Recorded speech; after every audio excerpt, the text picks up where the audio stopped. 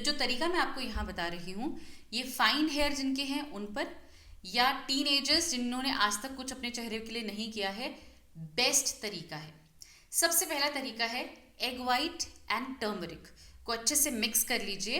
ये आपका बेस है जिसको आपको अपने चेहरे पर लगाना है।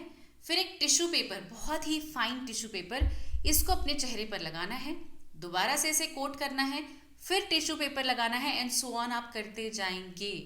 आपको ये लेयरिंग करते जाना है for up to 4 to 5 times, और उसके बाद इसे कंप्लीटली सूखने देना है। अब जितना टाइम लगे इसको सूखने में आप दीजिए, just let it dry completely. काफ़ी स्टिफ हो जाएगा।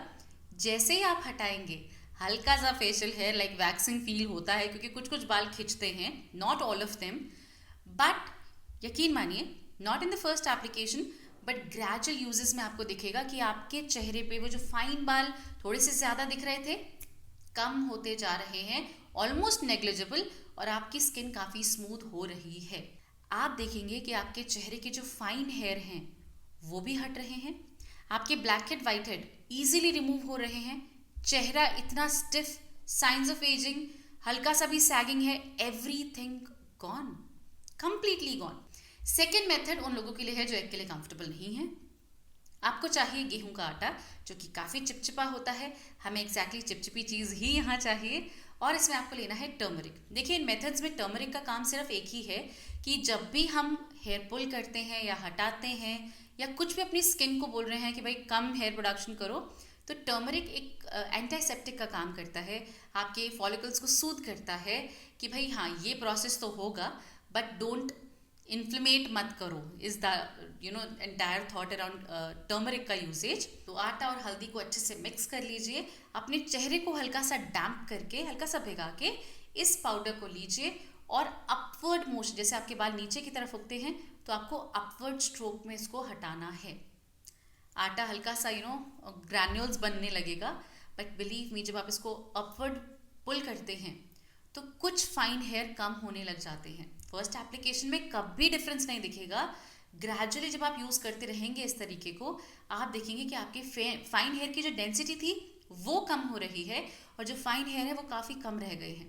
और जब वो कम रह जाएं और उससे ज़्यादा आप उसे कम ना कर पाएँ, तो यकीन मानिए मत कीजिएगा, stay there, it's the best place to be in. क्योंकि जब आप नई नई चीज़ें ट्राई कर लेते हैं उसके बाद आपको कोई ना कोई मेथड डेफिनेटली चूज़ करना पड़ता है, you can not escape it, it's a loop.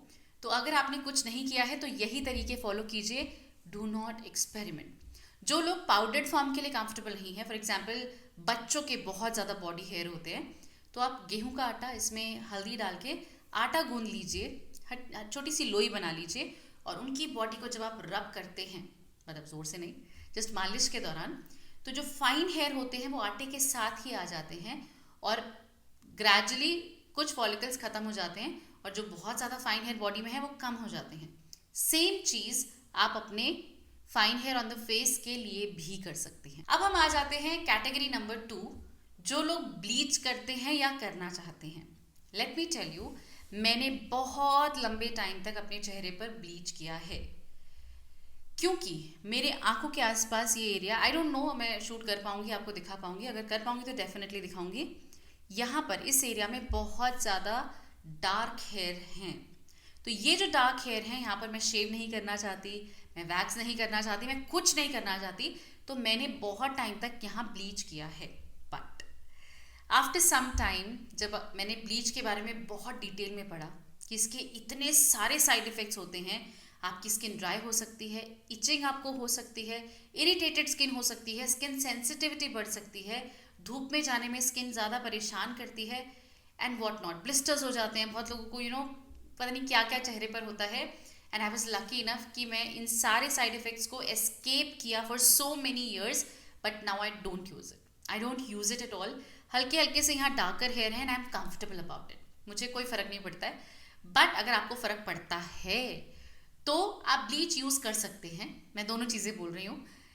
इतना सब कुछ पढ़ने के बाद मैंने तो गिव अप कर दिया है ब्लीच पर, बट इफ़ यू फील कि नहीं, मैं bleach is the only easy option मुझे लगता है, ब्लीच को अच्छे से समझिए, बहुत सारी वेराइटीज़ मार्केट में अवेलेबल है, बेस्ट वन चूज़ कीजिए, पैच टेस्ट लीजिए, और अपनी स्किन को ना देखते रहिए कि कब वो कैसे बिहेव कर रही है।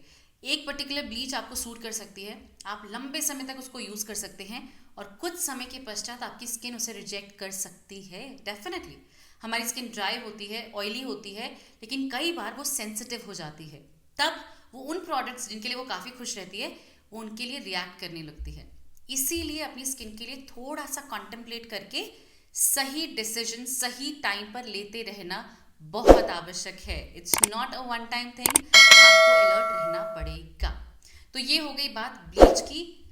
कुछ लोग गिव अप कर सकते हैं कि भाई नहीं, हम नहीं चाहते सेंसिटिविटी चेहरे पर, कुछ कि नहीं अभी हमारी स्किन थोड़ी स्ट्रांग है, हेल्दी है, हम फॉलो कर सकते हैं, गो फॉर इट। इसी प्रकार की और भी इन्फॉर्मेटिव और एंटरटेनिंग वीडियोस को देखने के लिए प्रीति प्रेरणा शॉर्ट्स को जरूर सब्सक्राइब कीजिए और अगर वीडियोस पसंद आए तो लाइक करना मत भूलिएगा।